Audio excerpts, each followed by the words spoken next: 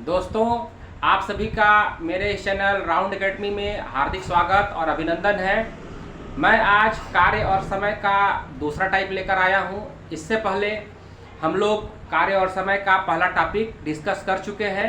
बहुत ही basic trick से मैं इसको बताया हूं, है ना। और मैं ऐसा ट्रिक बताया हूं दोस्तों कि ये इसके हर टाइप के प्रश्नों पर ये ट्रिक अप्लाई होगा। आपको अलग अलग प्रश्नों के लिए अलग अलग ट्रिक समझने की कोई ज़रूरत नहीं है, ठीक है। तो चलिए दोस्तों, इसी प्रकार का प्यार बनाए रखिए, मेरे चैनल को लाइक शेयर और सब्सक्राइब करिए, ठीक है। तो चलिए शुरू करते हैं। आप लोग कृपया धैर्य से देखिए। तो चलिए शुरू करते हैं। आज हम लोग देखेंगे मजदूरी पर आधारित प्रश्न है हमारा, राम, श्याम और मोहन कोई काम क्रमशः 20 दिन, 25 दिन और 30 दिन में कर सकते हैं। तीनों ने मिलकर काम पूरा किया और 3700 रुपए पारिश्रमिक के रूप में प्राप्त किया। मोहन का पारिश्रमिक ज्ञात कीजिए। यहाँ पर दोस्तों हमें मोहन का पारिश्रमिक बताना है, केवल मोहन का बताना है। तो चलिए दोस्तों, चलिए शुरू करते हैं। राम, श्याम और मोहन कितने दिनों में काम करते हैं? 20 दिन, 25 दिन और 30 दिन।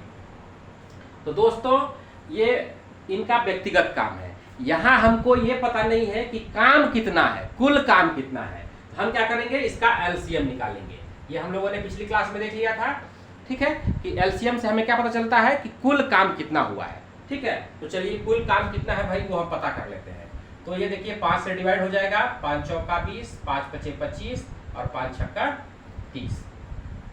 इसके बाद ये 2 से जाएगा दोस्त, 2 दूना का 4, 5 नहीं जाएगा, 2 तिया 6। अब देखिए यहाँ पर जो हमारा संख्या बचा है वो है 2, 5 और 3। ये तीनों कैसी हैं? अभाज्य संख्याएं हैं। इसके आगे हमको जो है इसको विभाजित करने की जरूरत नहीं है। यहीं से आप गुणा कर लीजिए इन सब का।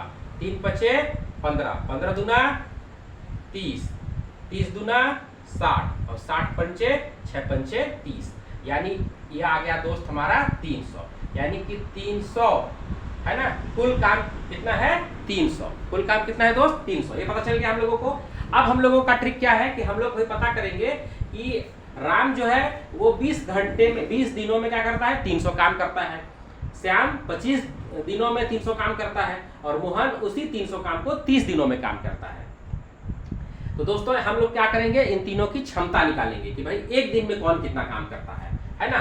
तो राम की क्षमता अगर हम निकालते हैं, है ना, तो ये हो जाएगा कितना? 300 बटे 20। इस प्रकार से ये हो जाएगा आपका 15, है ना। एक दिन में कितना काम करता है वो? क्षमता।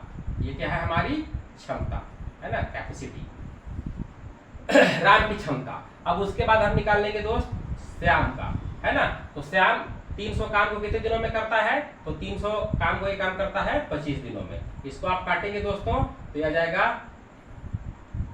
5 पचे 25, 5 छक्का 30 और ये 0। फिर 5 से कट जाएगा ये, 5 एकम 5, 1 बचा, 5 दूना की 10। यानी कि ये 12 काम करता है, ठीक है। उसके बाद हम निकाल लेंगे मोहन। मोहन की क्षमता कितनी है, एक दिन में कितना काम करता है? एक दिन में काम, है ना। तो मोहन कितना काम करता है भाई? 300 काम को ये 30 दिनों में करता है। यानी कि 0 0 कट गया, 3 से कम। इस प्रकार से आ गया 10 काम। कितने काम करता है ये? 10 काम, ठीक है दोस्तों। यहां पर आप देखेंगे कि इस आधार पर अगर कोई पूछे कि सबसे तेज काम कौन करता है, तो आप ये बता सकते हैं सबसे ज्यादा तेज काम कौन करता है? तो राम करता है, क्योंकि वो एक दिन में कितना काम कर ले रहा है? 15 काम कर ले रहा है।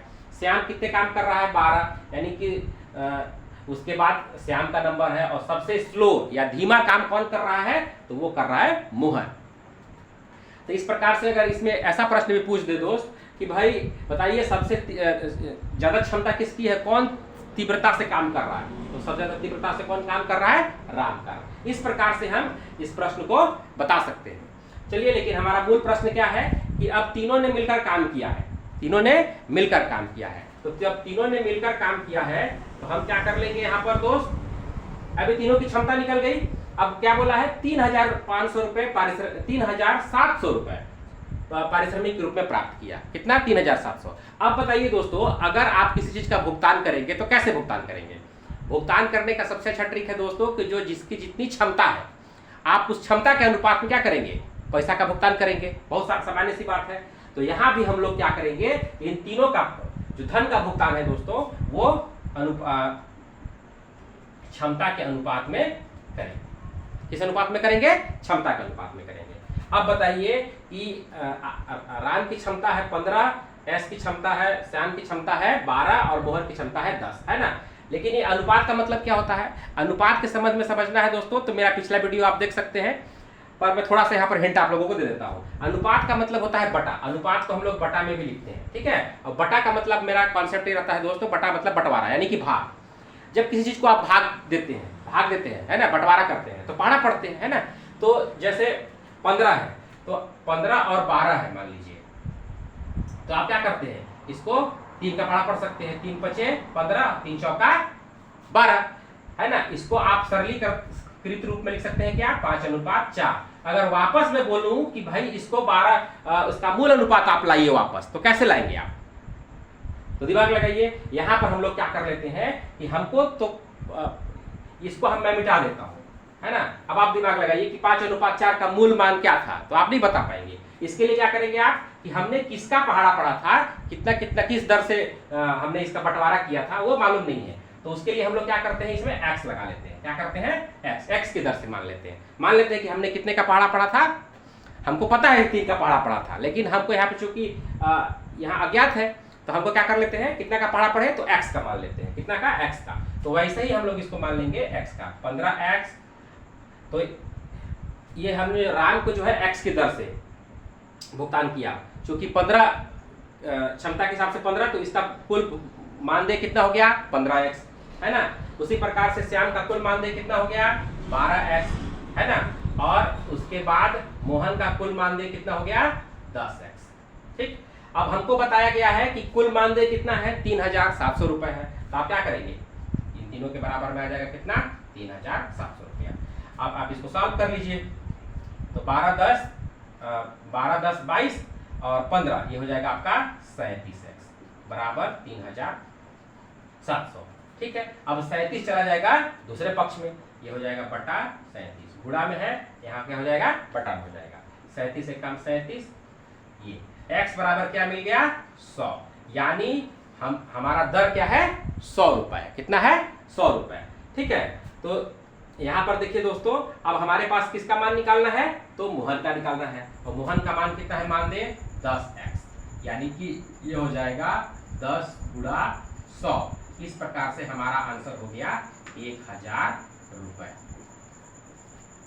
ठीक है दोस्तों।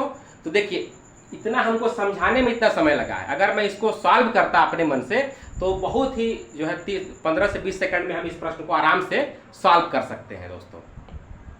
तो मेरा वीडियो आपको कैसा लग रहा है कृपया कमेंट सेक्शन में बताइए, और मेरे चैनल को प्लीज़ लाइक शेयर और सब्सक्राइब कर दीजिए, ठीक है। थैंक यू, धन्यवाद।